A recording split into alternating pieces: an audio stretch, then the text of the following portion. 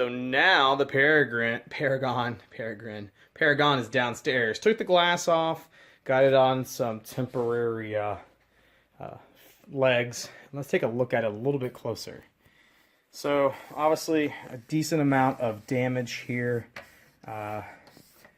Just looking to see if everything looks to be intact. Obviously all the rubbers are gone. This is fun. I mean, this guy is just disintegrated. We've got some inserts that are weird. Oh, this insert's loose. A lot of missing stickers, and everything is just dry rotted to death. So, as I was told, this machine was oh, it's a piece. Look at this old piece of flipper rubber here, man. This machine was definitely sitting for a long time in storage. So here's another flipper rubber. I'm just gonna obviously throw away. So let's take a look underneath the machine, see if I can figure out how does it look there. Oh, I'm gonna put the phone down. Oh, and relatively not terrible. I was expecting to be worse. Oh, but it smells. Oh, it does not smell good in here. Yeah. So just a quick look inside. First look inside of Paragon. Let me just put the phone to lock into place.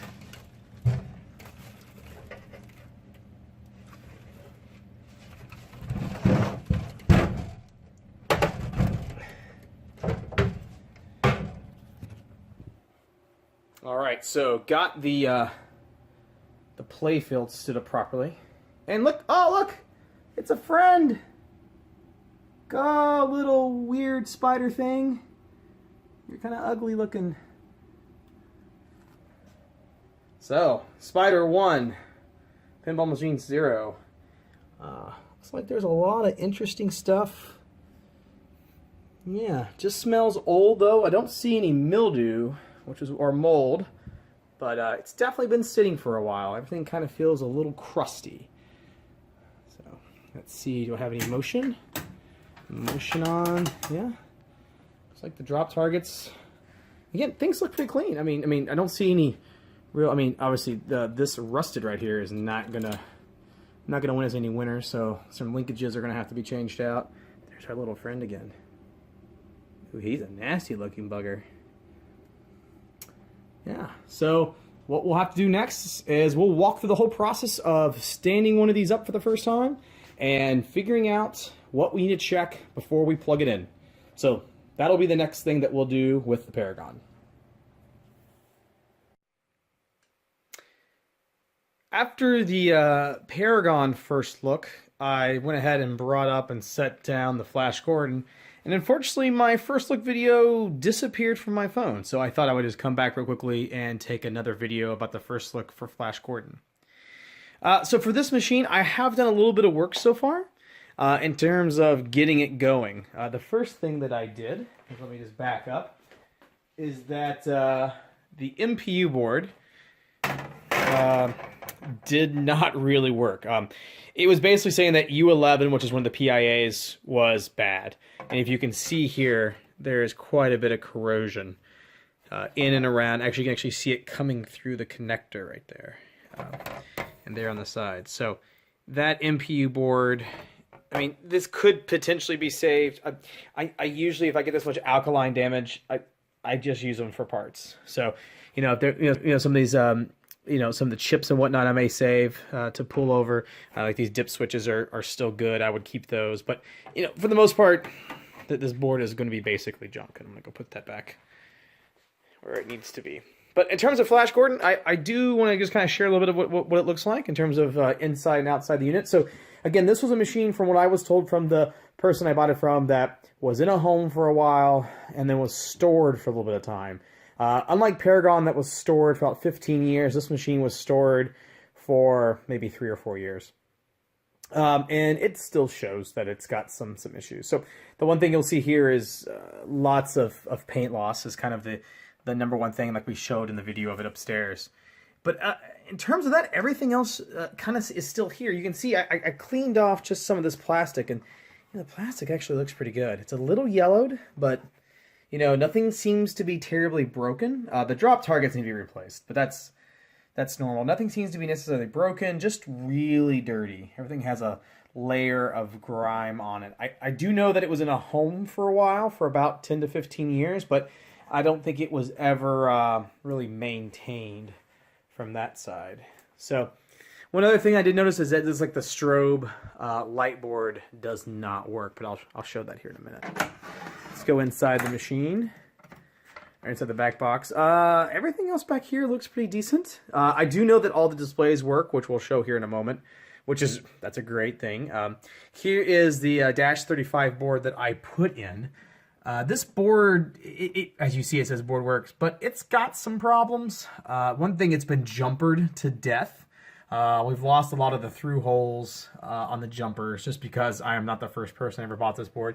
It does have a little bit of corrosion starting down here at the bottom, but this is kind of my, hey, throw it in, see what works board, and everything came up all great. And the good news is that actually these are the PIAs from the other board, and they're good. So definitely the corrosion on the board.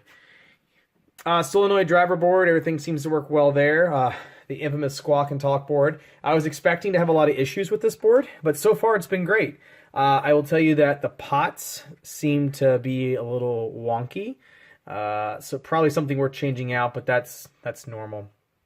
And then the lamp driver board and auxiliary lamp driver board all seem to be working as expected. Let's move into the play field underneath. Let me see if I can't pop it up with one hand.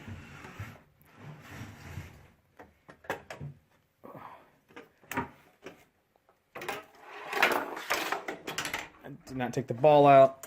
Underneath the play field, you see some interesting work there that I would not have done, but everything looks to be, besides just a little bit dirty, it doesn't seem to be in bad shape. A lot of the linkages and whatnot just need to be cleaned. Coil sleeves are probably all shot, but for the most part, everything's here, and that's the good point. There's not any big drop target assemblies missing, or I don't see any coils that are burned. A lot of things that are just kind of just crappy. This does have the linear flipper relays. I know that there's a lot of people that aren't fans of these specific type of flippers. I haven't decided if I'm going to change them out or not. I know some people go more to the newer style Bally that you see, but for now I'll just leave them in and just clean them up. Moving down into the cabinet, this is this game out plugged in? Okay, this game is plugged in. So everything seems to be good here. I did change out a couple of fuses that were overfused. So that was something that was definitely needed to be done. All the other fuses worked well. And then you see there's a little bit of a hack on top of the transformer. And that little bit of a hack goes to that little brown wire with a little, I don't know what you'd call that. It almost looks like a piece of a lamp socket or something. I don't know if someone was trying to run a bulb or whatnot under here. Or some sort of like soldering pin that came right off the transformer. That's what my guess is that it's a solder pin station that someone just wired in. But makes no sense from my perspective on why they did that. As well as someone put an inline fuse holder. It's got a 20 amp slow blow in it right here on the main connector from the line. So yeah, a little bit of an interesting thing there that I've seen, but outside of some just kind of a weird hack here and there, everything seems to be in good working order. So what are my plans for this machine? Well, there's a couple things that I like to do. I recently just sold a pinball machine to a good friend of mine. You saw the Silver Ball Mania has left, as well as my Sorcerer pinball machine left yesterday. So this will probably be the new machine that I'll put out in my game room. But it's going to be a while. I think the next thing is, if you've seen my Space Shuttle video, I am going to do a hardtop video whenever it comes out. So I'll do another one of those kind of from top to bottom. So we'll get to see what it looks like to put the hardtop on to a Flash Gordon. I also am thinking about, and I'm going to reach out, I may get some stencils and re-stencil this machine.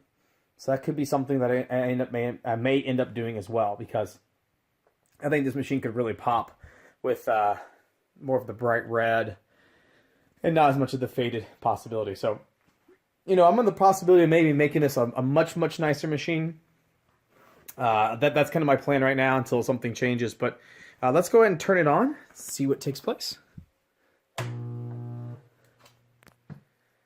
So again, there's lots of lamps out, but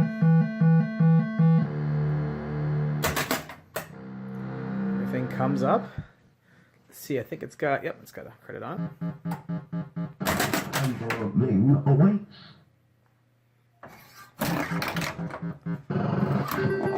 So, flippers work. Pop bumpers work. That back pop bumper is disabled right now. It is not having a good time. I think it's gapped inappropriately, and it was just firing like mad. So, targets go down. Targets go down. Spinners spin. Targets go down. Extra ball. Shoot again. Lights up. Check our out lanes. In lanes. So yeah, everything seems to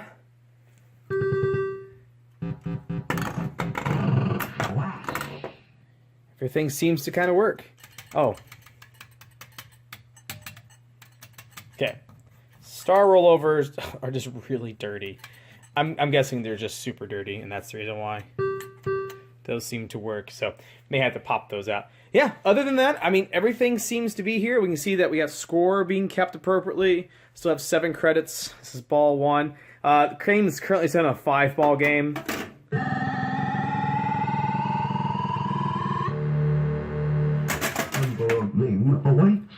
And the Squawk and Talk board works. There's a shock of the century. I was expecting to completely rebuild that board, but yeah. So first look at Flash Gordon, really not that bad. Besides the playfield wear, which I'll have to take care of.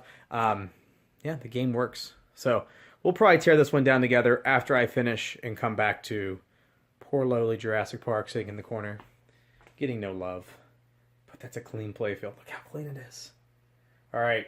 So this will be the video for today. I'll have another deeper video on Thursday, later this week. And yeah, we'll have some more fun. Hopefully we'll get back to Jurassic Park. I've got all these parts over here that need to be cleaned, and we'll probably do a big video on that. Until next time, it's been Pinball Workshop.